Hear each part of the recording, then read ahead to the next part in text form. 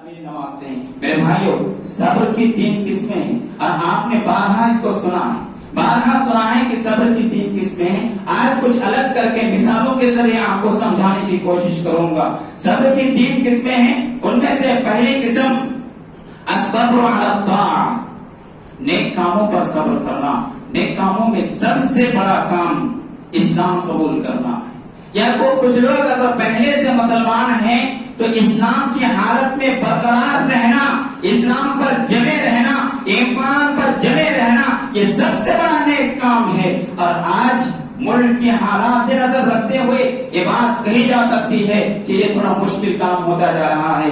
یہ جس طرح آج مشکل کام ہوتا جا رہا ہے، نبی کریم صلی اللہ علیہ وسلم کے دور میں یہ کہیں اور زیادہ مشکل کام تھا. چنانچہ جو لوگ غریب تھے، مجبور تھے، کمزور تھے، ان لوگوں نے جب اسلام قبول کیا تو مکہ کے ان بڑے لوگوں نے، مکہ کے ان وزیروں نے، مکہ کے ان رئیسوں نے، مکہ کے ان بادشاہوں نے جن کا اونچے خاندان سے تعلق تھا، جو لوگ اپنے آپ کو بڑا سمجھتے تھے، جو لوگ اپنے آپ کو طاقتور سمجھتے تھے، جو اپنے آپ کو سپر پاور سمجھتے تھے، ان لوگوں نے ان غریب مسلمانوں کو، ان کمزور لوگوں کو، ان بے سہارا لوگوں کو ستایا، ان بے سہارا لوگوں کو مارا، ان بے سہارا لوگوں کو مدینہ کے گلیوں میں گھسیٹا. کسی کے پیروں میں رسی ڈال کر تاکہ گلیوں میں گھسیٹا گیا، تو کسی کو چٹائی میں لپیٹ کر ان کے ناک میں دھوا دی گئی، تو کسی کو گرم تپتے ہوئے ریت پر لٹا کر ان کے اوپر سے بھاری چٹان رکھ دیا گیا. اس طرح ستانے کی ان لوگوں نے کوشش کی اور ستایا بھی میرے بھائیوں. لیکن ان لوگوں میں پوچھنا چاہتا ہوں آپ سے میرے بھائیوں، ان لوگوں نے کیا گناہ کیا تھا؟ کیا غلطی کی تھی؟ کیا کسی کا مال چرایا تھا؟ کسی کے یہاں ڈاکہ ڈالا تھا؟ کسی کو ناحق ستایا تھا؟ کسی کو مارا تھا؟ صرف ان کا گناہ یہی تھا کہ انہوں نے اسلام قبول کیا تھا.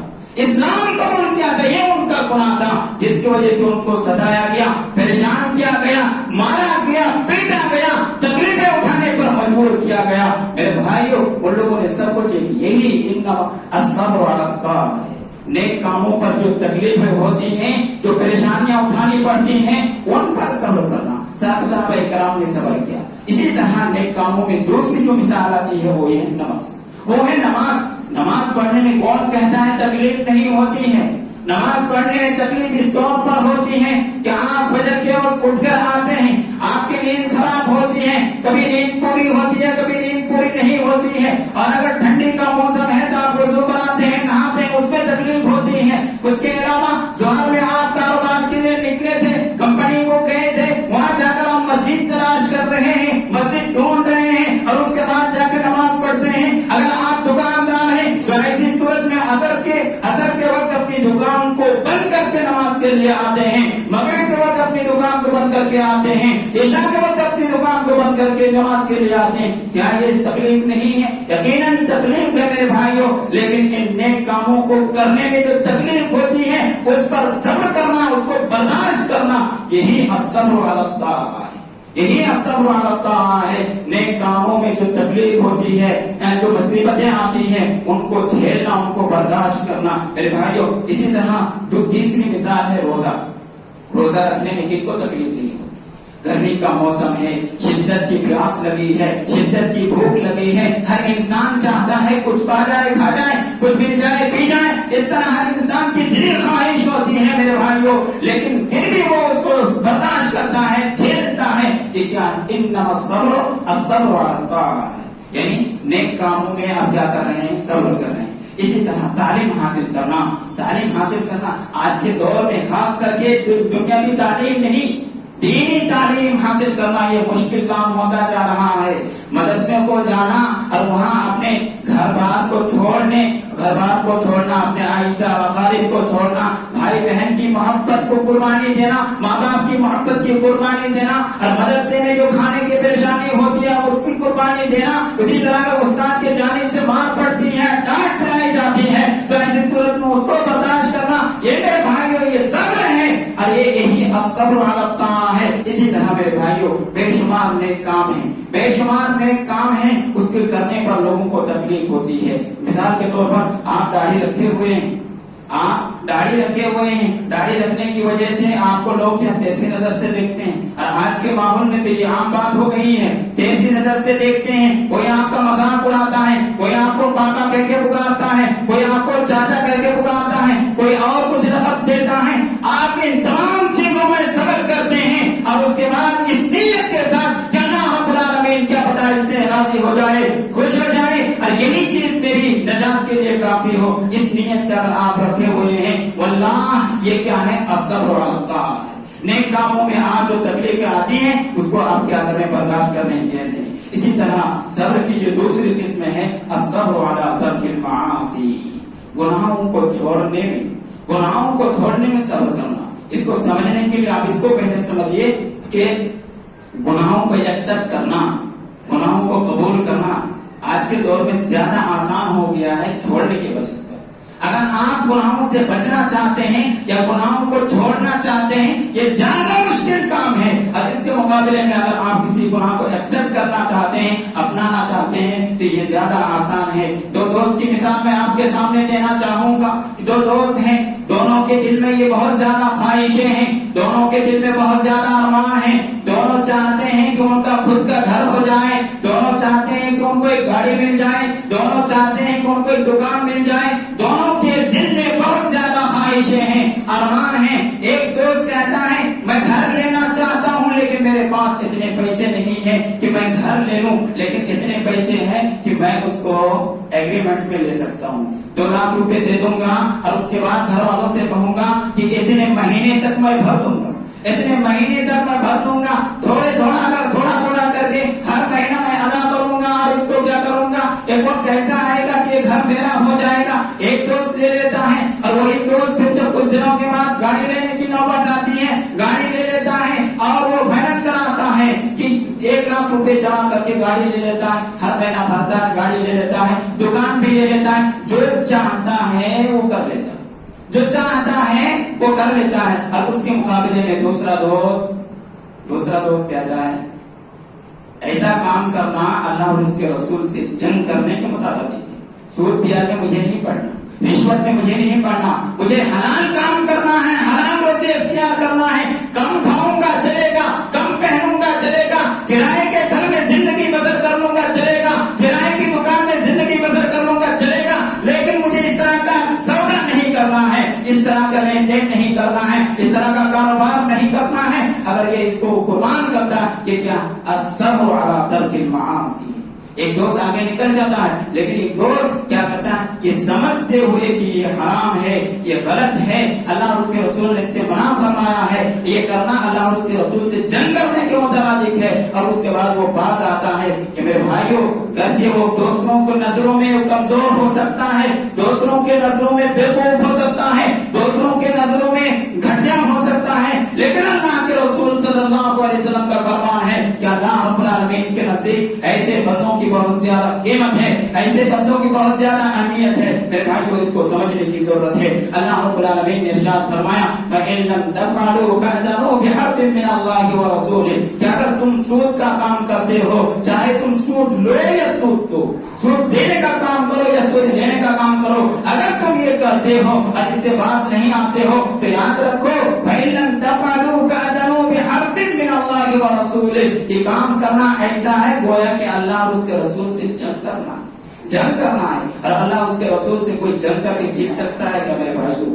कोई नहीं जीत सकता। लिहाजा इसको समझने की जरूरत है। इसी तरह सब्र की तीसरी किस्म है अस्सब्र अलल मुसीबत। अस्सब्र अलल मुसीबत, मुसीबत के वक्त सब्र करना। अब मुसीबत में बहुत सारी चीज आ जाती है। कोई अपने करीबी रिश्तेदार हैं, कोई बेटा है या बेटी है, या इसी तरह बीवी है, वालिद है, वालिदा है, किसी करीबी का, किसी रिश्तेदार का इंतकाल हो गया, उस पर सब्र करना यह सब्र अलल मुसीबत है कि मुसीबत के वक्त आपने सब्र किया। अल्लाह के रसूल सल्लल्लाहु अलैहि वसल्लम की हयात मुबारका में आपके रहते हुए आपकी बीवी हजरत खदीजा रज़ियल्लाहु तआला अन्हा की वफात हो जाती है, आपके चचा अबू तालिब की वफात हो जाती है, आपकी 2 बेटियां हजरत रुकैया और حضرت ام کلثوم رضی اللہ عنہما یہ دونوں کی وفات ہو جاتی ہے اور اللہ کے رسول صلی اللہ علیہ وسلم کے ایک نواسی حضرت زینب رضی اللہ تعالی عنہا کے بیٹے کا انتقال ہو جاتا ہے. اسی طرح اللہ کے رسول صلی اللہ علیہ وسلم کے لخت جگر حضرت ابراہیم رضی اللہ تعالی عنہ ان کا انتقال ہو جاتا ہے. اللہ کے رسول صلی اللہ علیہ وسلم کیا صبر کرتے ہیں. اللہ کے رسول صلی اللہ علیہ وسلم صبر کرتے ہیں. جس سال حضرت خدیجہ رضی اللہ تعالی عنہا کا انتقال ہوتا ہے اسی سال ابو طالب کا انتقال ہوتا ہے. اللہ کے رسول صلی اللہ علیہ وسلم کے چچا ان کا انتقال ہوتا ہے کچھ دنوں کے فاصلے پر ہی. اور اللہ کے رسول صلی اللہ علیہ وسلم نے اس سال کو عام الحزن کہا ہے, عام غم کا سال. لیکن اللہ کے رسول صلی اللہ علیہ وسلم نے کبھی غم نہیں کیا بلکہ صبر سے کام لیا, صبر کا دامن پکڑے رکھا, صبر کے دامن کو چھوڑا نہیں. میرے بھائیوں اسی طرح حضرت یعقوب علیہ السلام کو کون نہیں جانتا. حضرت یعقوب علیہ السلام اپنے بیٹے حضرت یوسف علیہ السلام سے بے پناہ محبت کرتے تھے, اتنی محبت کرتے تھے, اتنے محبت کرتے تھے کہ ان کو بھائیوں کو بھی اس کا پتا تھا کہ میرے والد میرے بھائی یوسف سے بہت زیادہ محبت کرتے ہیں. اور ان لوگوں نے ایک چال چلی اور حضرت یوسف علیہ السلام کو کنویں میں ڈالا. کنویں میں ڈالنے کے بعد کس طرح وہ ناٹک کرتا ہے اور کہتا ہے کہ میرے والد میرے بھائی یوسف کو بھیڑیے نے کھا لیا, بھیڑیے نے کھا لیا ہے. حضرت یعقوب علیہ السلام پر قربان جائیے, بہت اچھا صبر وہ حضرت یعقوب علیہ السلام نے کیا. میرے بھائی اس طرح صبر کرنے کی ضرورت ہے. اسی طرح حضرت یعقوب علیہ السلام جب اپنے دوسرے بیٹے بنیامین کو بادشاہ مصر یعنی یوسف علیہ السلام نے جب روک لیا تھا, ایسی صورت میں جب ان کے بھائیوں نے آ کر کہا کہ آپ کے بیٹے نے چوری کی تھی جس کی وجہ سے بادشاہ مصر نے ان کو پکڑ لیا ہے, اس وقت بھی حضرت یعقوب علیہ السلام نے صبر سے کام لیا. میرے بھائیوں اللہ رب العالمین نے کہا کہ ایسے صبر کرنے والوں کو بدلہ عنقریب دیا جائے گا اور بہترین بدلہ دیا جائے گا. میرے بھائی صبر کرنے کی ضرورت ہے. اسی طرح بیماری مصیبت میں ایک بہت بڑی چیز کیا آتی ہے, بیماری. آپ کو اگر کوئی بیماری لاحق ہو گئی ہے اور خدا نہ کرے آپ کو کوئی بڑی بیماری لاحق ہو گئی ہے, کوئی کسی کو ٹی بی کی شکایت ہے, کسی کو کینسر کی شکایت ہے, کسی کو فالج کی شکایت ہے, کسی کو کسی اور چیز کی شکایت ہے, اگر آپ اس طرح کی بیماریوں میں ملوث ہیں تو ایسی صورت میں حضرت ایوب علیہ السلام کو یاد کیجئے کہ حضرت ایوب علیہ السلام کے جسم میں کیڑے پڑ گئے تھے, کیڑے پڑ گئے تھے. اور 1 سال نہیں, 2 سال نہیں, 3 سال نہیں, 18 سال تک کے لیے اس کو بیماری میں مبتلا تھے. اور انہوں نے ایک لفظ بھی اپنی زبان میں نہیں لایا اور صرف ایک دعا کرتے رہے, انی مسنی الضر وانت ارحم الراحمین. پروردگار مجھے مصیبت لاحق ہوئی ہے, مجھے بیماری لاحق ہوئی ہے, بیماری دینے والا بھی تو ہے, بیماری کو ختم کرنے والا بھی تو ہے, بیماری دینے والا بھی تو ہے, شفایاب کرنے والا بھی تو ہے. پروردگار مجھے بیماری لاحق ہوئی ہے, تو ارحم الراحمین ہے, تو مجھ پر رحم.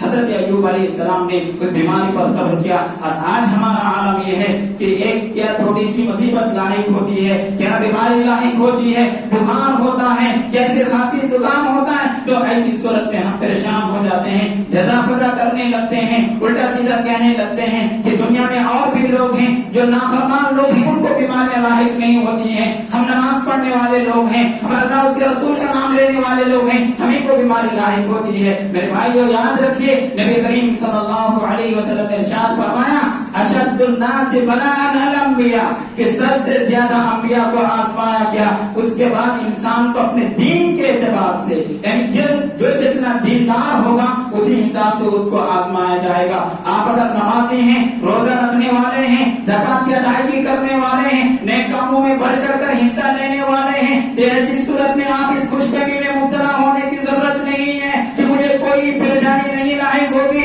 آپ کو آزمایا نہیں جائے گا, بلکہ ایسے بندوں کو اور آزمایا جاتا ہے اور پریشانیوں میں مبتلا کیا جاتا ہے, اس کا امتحان لینے کے لیے, ان کے دل کو جانچنے کے لیے. اسی طرح میرے بھائیوں مصیبت میں ایک اور چیز آتی ہے, حادثہ. خدا نہ کرے اگر کسی کو کوئی حادثہ لاحق ہو جائے, گاڑی چلا رہا تھا, ایکسیڈنٹ ہو گیا, یا اسی طرح کوئی اور حادثہ ہو گیا, تو ایسی صورت میں بھی صبر کرنا ہے. حضرت یونس علیہ السلام کو یاد کیجئے, اللہ رب العالمین نے جب اس بستی پر عذاب بھیجنے کی بات کہی تو یونس علیہ السلام اللہ رب العالمین کے حکم آنے سے پہلے ہی بستی سے نکل پڑے. یہ ان کی غلطی تھی. نتیجہ کیا ہوا کہ ان کو ایک حادثہ لاحق ہوا کہ وہ جس کشتی پر سوار ہوئے تھے وہ کشتی کیا ہوا؟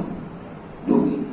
یا کچھ بھی ہوا ان کو مچھلی کیا نکل گئی. تو یہ حادثہ تھا، یہ حادثہ تھا. تو حضرت یونس علیہ السلام مچھلی کے پیٹ میں کیا دعا کرتے ہیں؟ لا الہ الا انت سبحانک انی کنت من الظالمین. پروردگارا تیرے سوا کوئی معبود برحق نہیں ہے، الظالم تو میں ہی ہوں، ظالم تو میں ہی ہوں، گنہگار میں ہی ہوں، خطاکار میں ہوں، مجھ سے غلطی ہوئی ہے، لہذا پروردگارا تو مجھ پہ رحم فرما، پروردگارا تو مجھ پہ رحم فرما. حضرت یونس علیہ السلام نے کس طرح اس حادثے کے موقع پر کس طرح انہوں نے صبر کیا.